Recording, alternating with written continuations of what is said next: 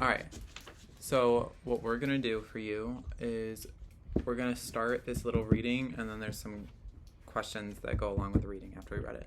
So I'm going to have you read this out loud with me, and we're just going to kind of go through it together before we answer the questions. I have to read it out loud? Yeah. Okay. Write your name on the top first. Oh my gosh.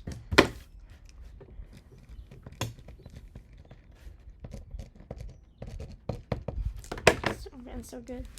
All right. So then, whenever you're ready. A string more than 500 camels move slowly through the constantly shifting dunes of the Sahara. The men leading it south do not find their way using landmarks in the never-ending sands. Instead, these men look for the stars and winds to guide their way, often journeying for months at a time. Traveling in the Sahara can be deadly. The summer heat can reach over 120 degrees Fahrenheit during the day and plummet to as below 25 degrees at night. So what precious cargo do the camels carry that makes this risky journey worth it? Salt. Salt, the stuff of life. For centuries, salt was worth its weight in gold. In West Africa, all the people require mineral salt in their diets to stay healthy. And salt has always been valued for flavoring and preserving food. Salt occurs naturally in some environments and foods. However, this is not the case in the savanna and forests of West Africa. In the coastal regions, people could use salt from the ocean, but sea salt didn't travel well. So inland people needed a reliable source of the mineral. Trade makes empires. West Africans in search of salt turned north. The desolate Sahara held a deep and seemingly endless supply of salt beneath the desert sand. By about 700 CE, Berber trades from North Africa were crossing the Sahara to bring many commodities, including salt, south to the cities of West Africa. They understood West Africa's need for salt and demanded high prices for it. While West Africa was poor in salt, it was rich in gold. So salt was often traded for gold pound for pound. Gold and salt were so closely linked that some West Africans even used salt as currency. The salt trade supported the rise of three major empires over 1,300 years. These empires protected traders and profited by taxing them in return. The Empire of Ghana, I don't know how to say that, so not to be confused with the country that exists today, ruled from 300 to 1000 CE. It taxed the traders for both importing goods and exporting them in. Later, the Kingdom of Mali, also not to be confused with the modern country, rose up around the trade city of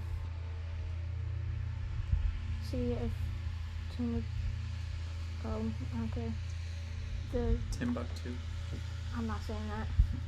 It ruled a large area of West Africa and traded from 1,200 to 1,450 CE. Finally, the largest trading empire, Songhai, began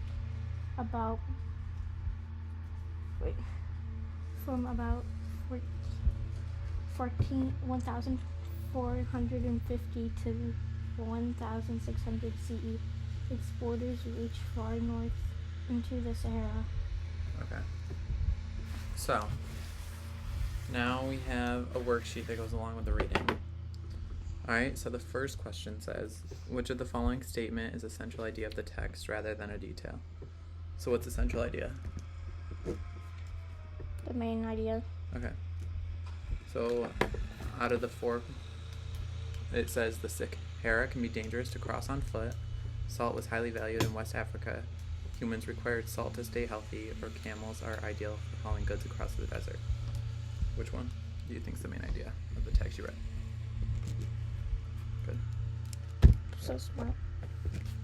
So now the second question says list at least 2 reasons why salt was important in West Africa. So if you need, I should have grabbed a highlighter for you.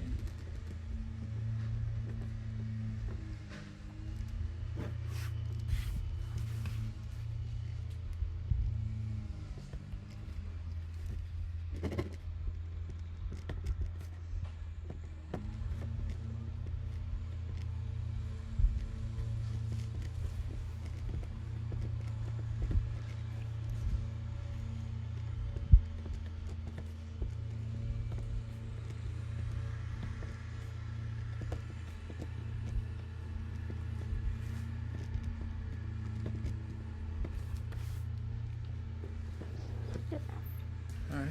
Number 3 says, reread the following sentence from the text.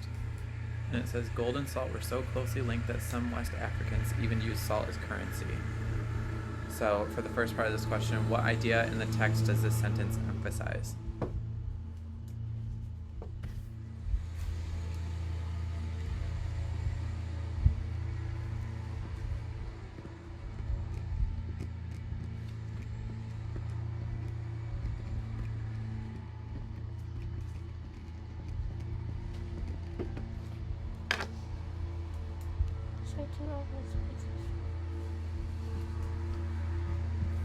Good.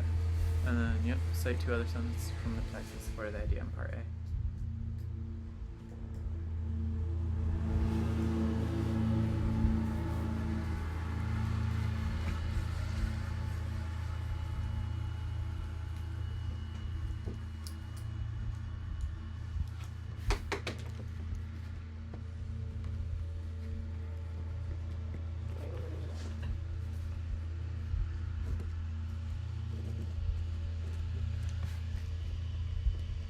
You don't want yellow, Daddy?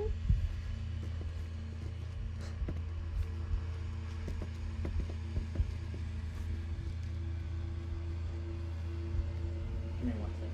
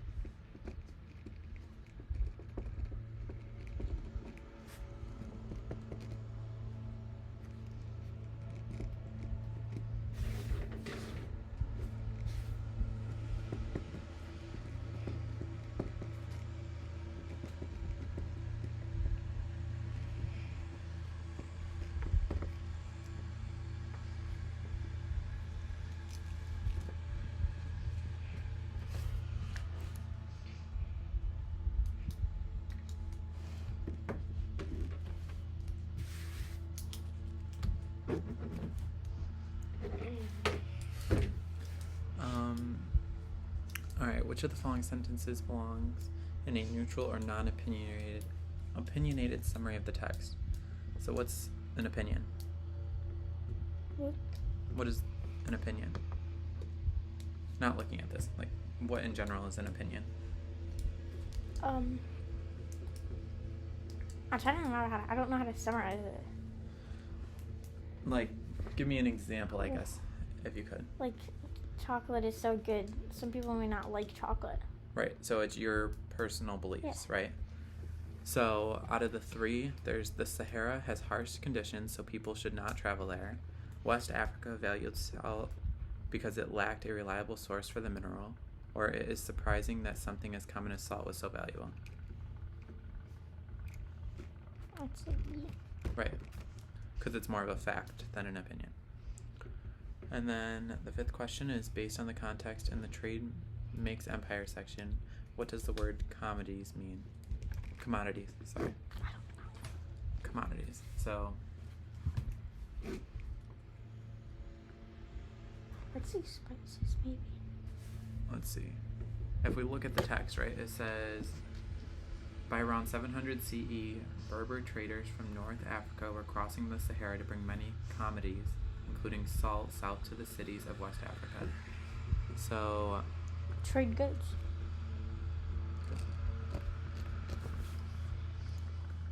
right, and then the last question says, in your own words, describe the relationship West African empires had with the salt trade.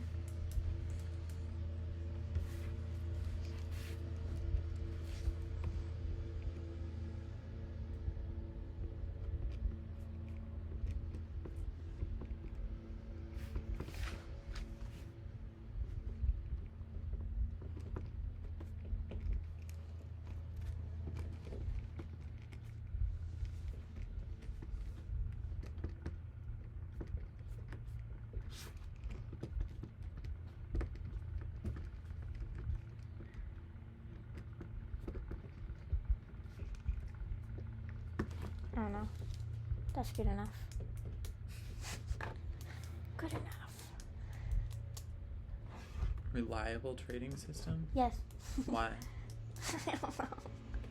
Look at the text.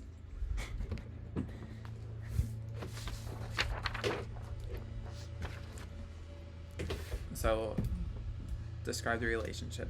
What did you talk about earlier that they used the salt for, that they traded? What makes it reliable? Because they traded gold for it? I don't know. Well, it was, How do you mean that way? right, so it was worth money. And what else did they use it for? Preserving food. Yeah, that's good.